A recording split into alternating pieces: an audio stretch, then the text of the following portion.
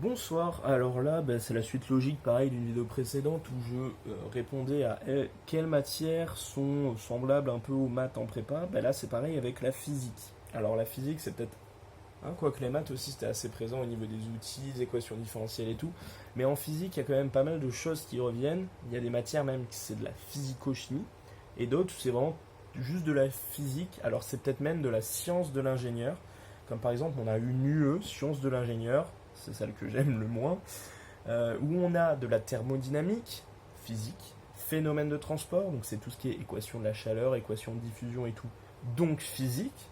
On a OPU, opération unitaire, ça peut être, c'est du génie chimique, mais ça peut peut-être se lier un peu à la physique, parce qu'il y a des bilans, etc. C'est pas ce que je relierais le plus à la physique, mais ça peut. Et pareil, la GRC, génie des réactions chimiques, c'est un peu du génie chimique, donc un peu relié, c'est peut-être plus relié à de la physique qu'à de la chimie, c'est plutôt ça ce qu'on pourrait dire. Et après, il y a les matières qui sont peut-être un peu plus polymères et surtout matériaux, ça se rapproche plutôt de la physico-chimie. Parce qu'en polymère, il y a la partie chimie, c'est tout ce qui est synthèse des polymères, création, les réactions qui peuvent peut-être même s'apparenter un peu à de l'orga, les estérifications, etc. Et puis après, il y a la partie physique, où c'est plutôt des résistances, viscosité, étude des mouvements, des chocs, etc. Le fameux choc Sharpie, etc. Donc ça, c'est plutôt de la physique, donc physico-chimie. Donc il y en a aussi à ce niveau-là. Et de la même façon, dans les matériaux, tout ce qui est résistance des matériaux, les études des forces et l'élasticité, les ruptures et tout, ça aussi c'est de la physique physico-chimie.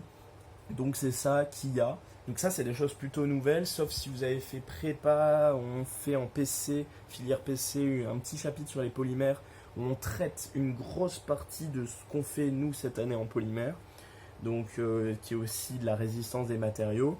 Et aussi, si vous vous souvenez bien, en SI, en terminale première au lycée, il y avait des chapitres de résistance des matériaux qui d'ailleurs m'avaient plu et que j'ai retrouvé. Donc c'est un peu le même style qu'on faisait en prépa dans le chapitre polymère.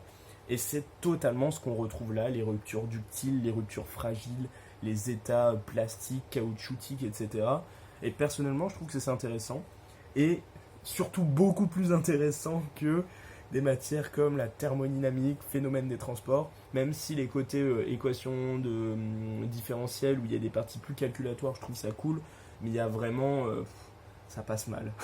La physique seule, ça passe vraiment mal, sauf la mécanique quantique, mais ça c'est différent, c'est un peu de la physico-maths. Mais voilà, et personnellement, moi ça passe mal, et c'est pas le mal de gens qui ne kiffent pas particulièrement cette UE de sciences de l'ingénieur avec la thermodynamique et les phénomènes de transport, mais ça c'est les goûts de chacun.